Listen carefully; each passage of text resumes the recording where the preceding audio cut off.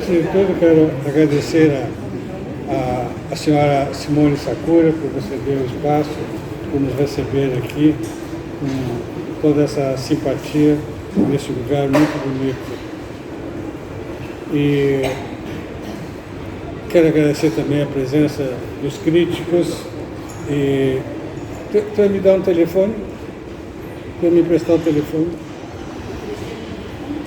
É que eu quero ler uma mensagem para vocês da Maria do Carmo, que estava anunciada que viria aqui. E mais alto que isso? Tem que falar alto. Aí eu tenho que me levantar. Tem que falar com quem? Ah, tá. Ah, como tem isso aqui filmando, eu pensei que fosse o microfone. Desculpa. Desculpa eu ser um pouco autista. Mas a Maria do Carmo se desculpou muito, pegou uma gripe muito grande e o médico recomendou repouso a ela. E hoje, então, ela me mandou a seguinte mensagem. Caro Luiz Olinto, sintomas aliviando, mas ainda não estou em forma para sair e honrar teu convite. Que seja um sucesso e que os amigos apreciem muito a Grande Onda, que não é apenas mais um livro de crônicas. Penso que é bem mais do que uma coletânea de textos curtos, lépidos e densos, delegando ao leitor a ocasião de descobrir-se leitor por entre páginas cheias de vida, de arte, tudo memórias de um bem viver inteligente. Grande abraço, Maria do Carmo Campos. Bom, então agradeço a presença dos críticos, do Luiz Dil, do Robson Gonçalves. Do mesmo modo, valorizo a presença de todos que acreditaram que valia a pena despender alguns momentos da vida com este Chiru. E quero fazer também um agradecimento muito especial à minha primeira leitora de sempre, aquela que não me deixa, pelo menos se esforça, para não me deixar ser piegas, a Maria da Glória. E é verdade que hoje estamos de aniversário. São 26 anos de casamento. Bodas de Alexandrita. Uma pedra muito dura e muito bonita, também conhecida como olho de gato. Durante o dia parece uma esmeralda e à noite um rubi, um retrato da nossa união. Pois ela me disse que preparou alguns comentários sobre a Grande Onda, então vou pedir ao Robson e ao Luiz Dil que lhe permitam abrir os comentários. E depois podem sentar aí. É sempre difícil não escrever algo que não me instigue, a leitura. E, assim, a gente vai lendo, mas depois o conjunto, o livro, faz com que seja mais, mais homogêneas ideias que vão surgindo. Temos à nossa disposição, a partir deste mês de julho de 23, mais um livro mais de crônicas de Luiz Olinto Teles da Silva. Os que conhecem a escrita olintiana já sabem que vão encontrar neste livro o intenso cuidado no trato com as palavras, em textos plenos de valor, ao partilhar com os leitores suas descobertas e produções frutos de suas leituras. De forma original, nos brinda com uma multiplicidade de informações e conhecimentos que enriquecem nosso prazer em ler. Aliás, diria ser essa a marca da escrita de Luiz Olinto, produto, por certo, dos efeitos que a psicanálise nele deixou, a valorização dos sedimentos que os discursos vão produzindo. Partindo sempre de algum ponto, seja um fato, da percepção de uma cena, de um evento marcante, algo que se atravessou nas suas andanças, daí vai se ocupando de cada um desses elementos para compor e nos oferecer uma narrativa que não se detém no tempo cronológico, avassalador e mortífero, mas recupera das entranhas os resquícios do vivido, valorizando não só a memória, como os achados depositados em pequenos traços, objetos, palavras que que ocupavam planos secundários, ou por esquecidos, ou por serem considerados menos relevantes, e encobertos por um fator maior, dando a devida luz e tornando-os protagonistas de novas histórias. Luiz Olinto partilha com generosidade os achados de suas leituras, produzindo novas construções, elaboradas com esmero, que visam proporcionar ao leitor o encontro com outras dimensões e significações dos elementos que lá estavam, incrustados à espera de uma recriação. Desse modo, aponta que é no ato mesmo de ler que o novo pode emergir. Seus textos mostram que na aparente simplicidade da vida estão fundidas uma grande quantidade de riquezas.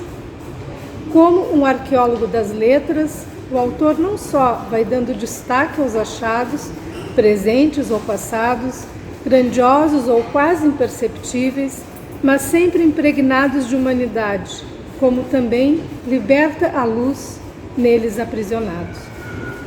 Isso, de modo mais ilustrativo, é o que encontramos na crônica que dá nome ao livro, A Grande Onda. Neste texto, o autor desloca da parede este quadro de Katsuka Yokusai. Temos aqui no restaurante uma mostra. E o coloca no centro de seu texto. Desde a relação entre Oriente e Ocidente, vai observando e lendo cada ondulação, cada traço, para compor uma narrativa que exporá suas associações com as marcas que esta gravura lhe evoca. As relações ali aprisionadas se libertam, tal qual o personagem da lenda da Grande Onda, que só pode crescer depois de se libertar do passado, ao aceitar que a resposta do porquê não cresce não está em retornar à sua obscura origem, mas em reconhecer que há de se ter coragem para aceitar como perdido o que é da ordem do incompreendido e inalcançável, e valorizar o que a vida lhe oferece, não como dádivas divinas, mas como produtos de sua trajetória, e constituir-se com e por estes elementos, construindo assim sua riqueza e felicidade. Assim são as crônicas de Luiz Olinto. Se aproveitamos o que cada nova página propõe e produz no entrecruzamento do que ali encontramos, com o que portamos de nossa experiência, isto é crescer. Obrigada pela leitura.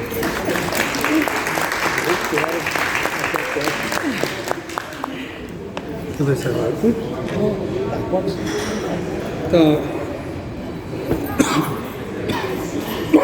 agora vamos ouvir o professor Robson Gonçalves, professor de literatura na Universidade de Santa Maria, que sempre dá uns bons pitacos nos meus textos. Me sinto bastante honrado de estar aqui. Gostaria também de agradecer a Glória. Gostei muito do texto dela. Espero que ela me dê uma cópia e mandar também um grande abraço para Maria da Glória, querida colega, querida amiga. Maria do Carmo, quer dizer? Maria do Carmo. Bom, o que eu vou apresentar para vocês é, na verdade, o que eu escrevi no prefácio desse A Grande Onda. E começo assim: a narrativa que abre o livro de Luiz Olinto, A Grande Onda, é o pórtico, a consistência e a ondulação das 30 crônicas que compõem a obra. À parte as associações com obras, artistas e a história, tem-se o cerne da questão, a gravura de Katsushika Yokusai, A Grande Onda de Kanagawa. O que está no centro da narrativa é a discussão da memória, o diálogo entre o que está em mim e o que está nas imagens da vida. Por conseguinte, é a discussão entre o ser e o eu, entre a cultura ocidental e os ensinamentos do Oriente. Essa metáfora é como se fosse um memorial de vida, um desassossego entre um eu ideal e um ideal do eu. Portanto, como afirma nosso autor, há que se ter muita bravura para se enfrentar às vicissitudes da existência. Em relação à configuração literária, a crônica pode ser híbrida ou múltipla, o que pode adquirir uma forma de alegoria ou mesmo de resenha, diálogo, monólogo, em torno de personagens que sejam reais ou imaginários. Daí resulta que a crônica se infere entre a poesia e o conto, pois apresenta uma visão pessoal e subjetiva ante os fatos da história e do cotidiano. Este é o caso do Luiz Olinto. Sua recriação de realidades sugere que aponta no lirismo e na subjetividade profunda, ao invés de transpor acontecimentos e ser um mero espectador.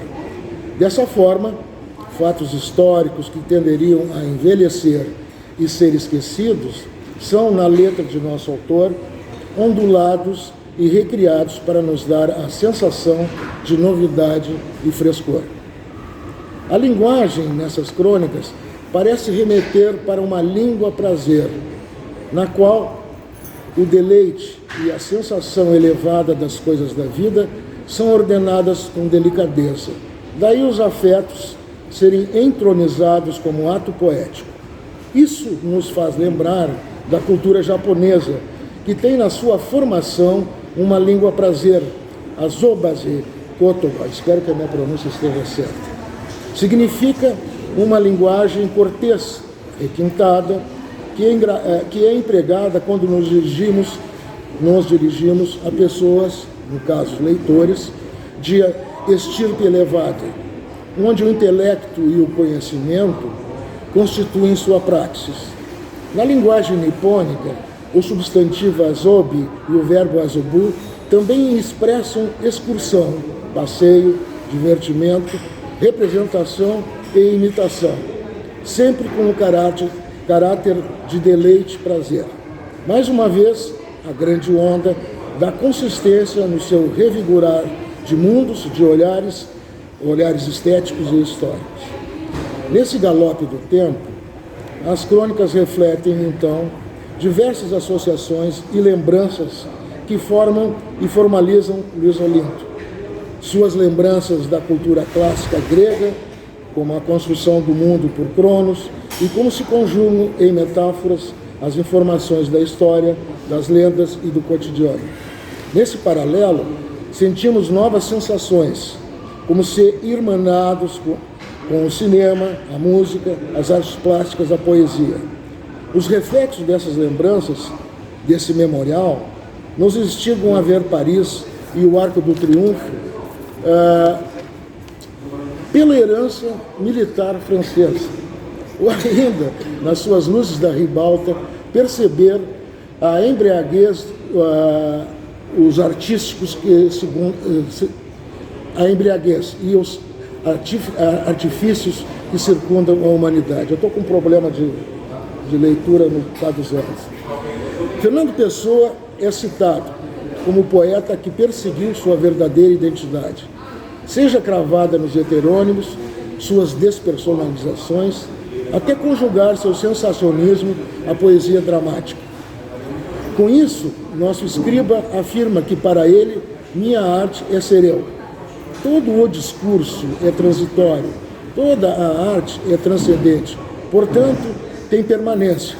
A beleza se encontra conjugada com a harmonia, mesmo quando se enraiza em mistérios e lendas. Como diria o heterônimo Álvaro de Campos em seu opiário, eu vou buscar ao ópio que consola um Oriente ao Oriente do Oriente. Com dignidade, essas crônicas nos consolam e nos honram em enfrentar as asperezas da vida. Caros leitores, caros amigos, o que nos resta é surfar nesta grande onda com pudor e brio, como nos encanta e ensina Luiz Olinto. Obrigado.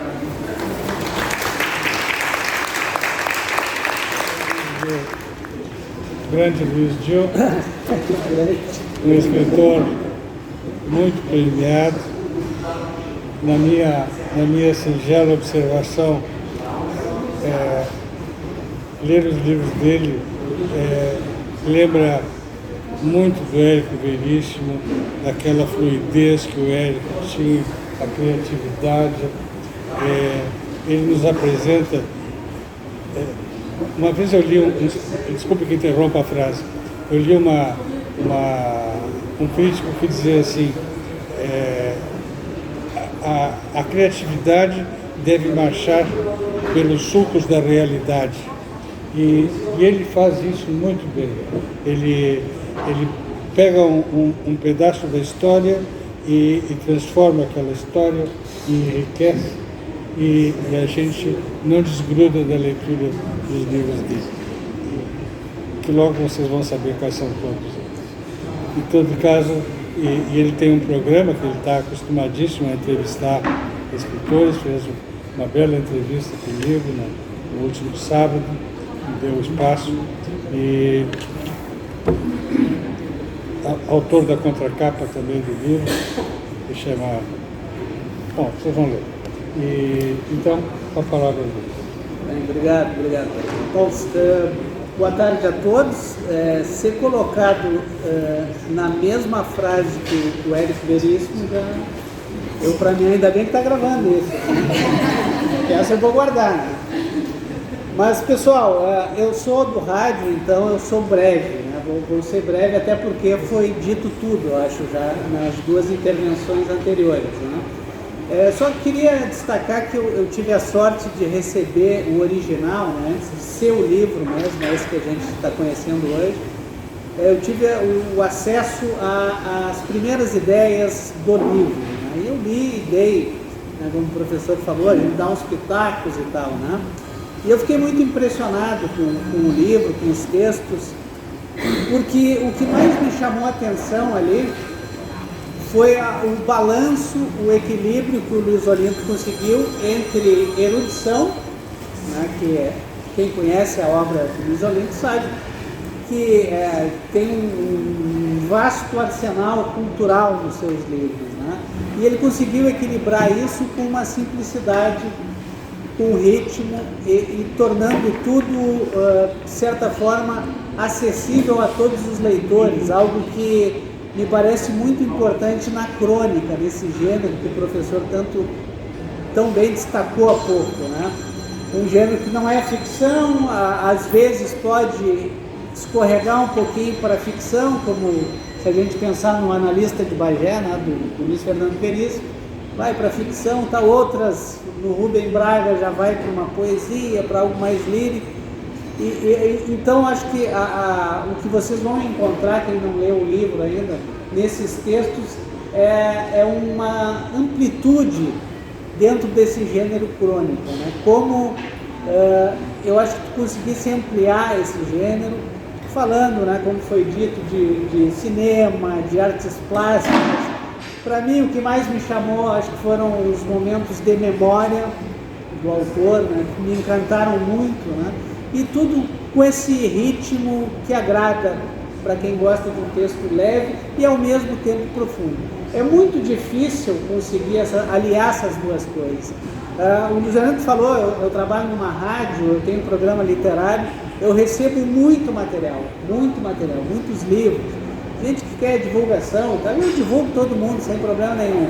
Às vezes eu encontro lá um material que é muito rico em termos de erudição, só que o texto é pobre, é chato, é muito aborrecido, ninguém vai ler, ou quem vai ler não vai gostar com certeza.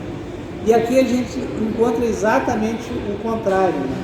A gente tem uma série de informações, a gente tem cultura, erudição, um texto agradável, leve, gostoso de ler. Eu realmente fiquei muito encantado quando eu li os textos e acho que não vejo um lugar mais apropriado do que um restaurante para fazer esse lançamento, porque os textos são saborosos.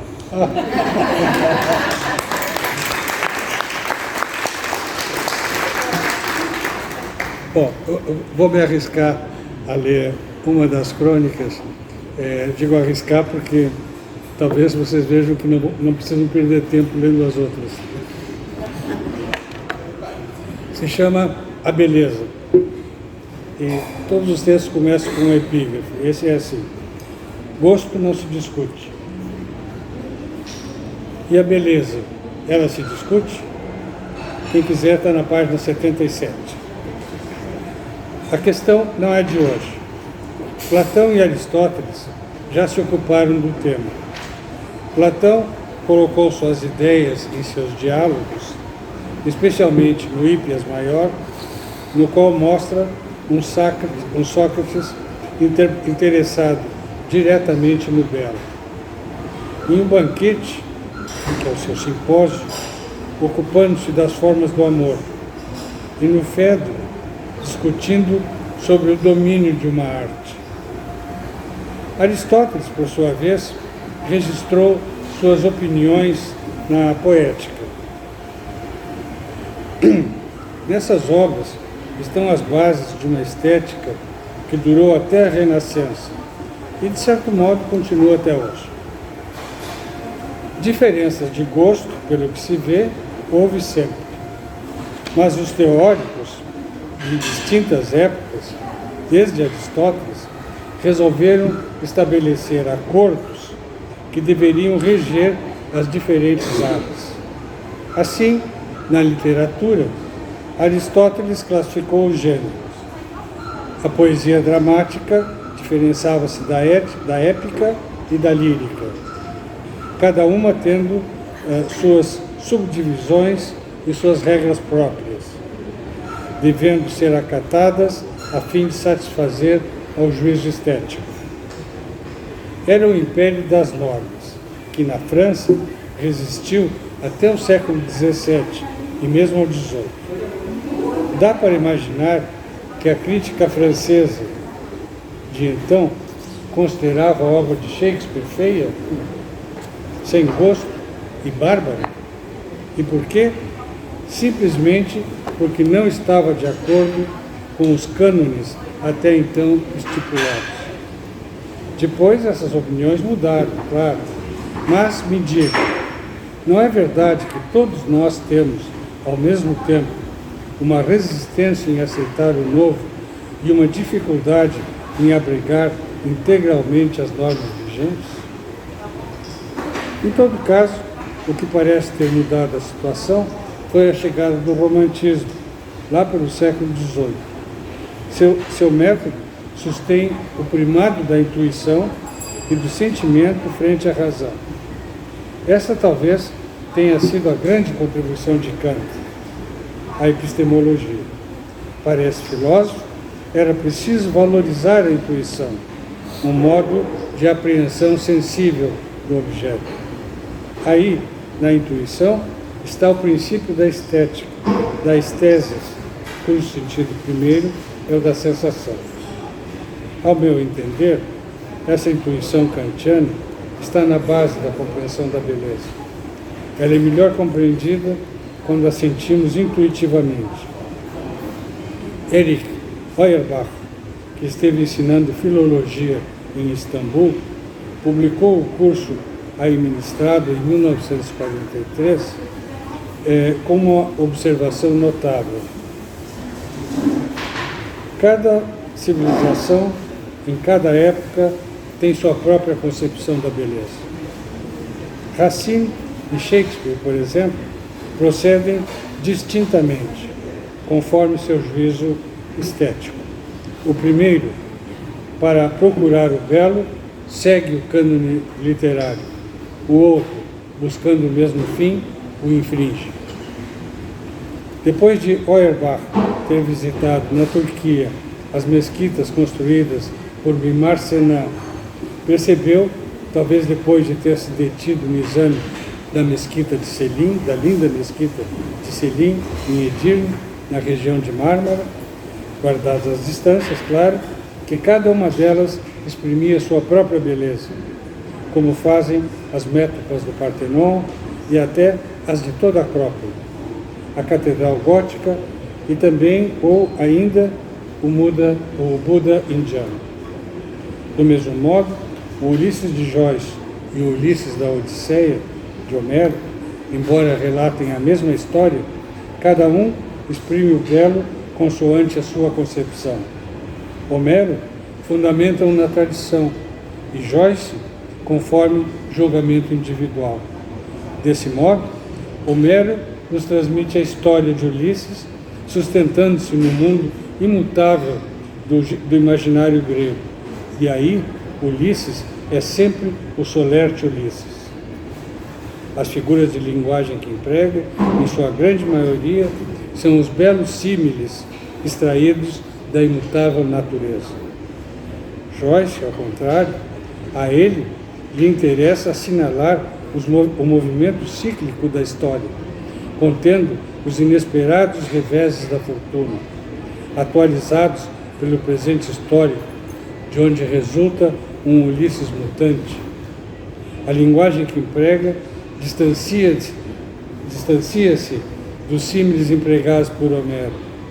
Joyce faz uso de engenhosos jogos linguísticos que nos extasiam pela rara inventividade, buscando com isso captar a multifacetada realidade vivida por seu complexo personagem. Mas, enfim, ambos, cada um a seu modo, nos suscitam prazer estético. Diferentes entre si, o Quarteto de Alexandria de Durrell, A Menina Má de Vargas Llosa, O Inverno e Depois de Assis Brasil, cada um tem sua própria beleza. O mesmo acontece com os poemas, seja de Camões, de João Cabral de Melo Neto, de Maria Carpe, de Ana Mariana ou de José Eduardo de Grazia, ou ainda de Neruda, de Juarros, de Juana de Ibarburu, de Eliot ou de Ezra Pound. Cada um nos extasia à sua maneira. A pintura As Senhoritas de Avignon, de Picasso, tem uma formosura que lhe é própria. A Tempestade de Neve, Aníbal atravessando os Alpes, de Turner, igualmente. Ninguém em nós chegamos aqui, de Lemir de Miranda, e a Manada de Búfalos de Grace Creed, ou as Transfigurações de Beatriz Balen-Suzin, que também está aqui. Em cada uma dessas obras, a harmonia organiza-se de um modo diferente. Em cada uma delas, o efeito incomparável e único do belo.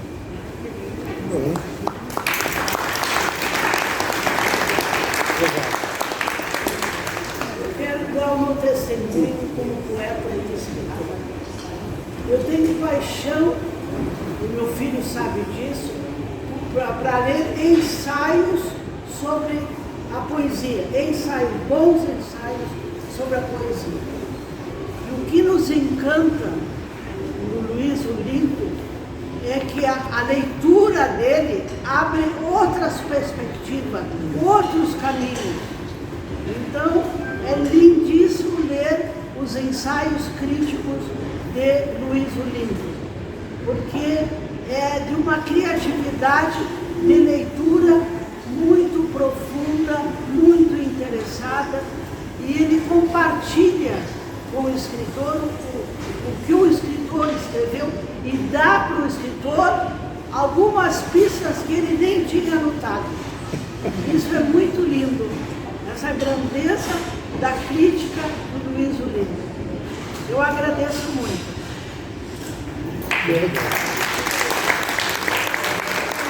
E agora fazemos um brinde.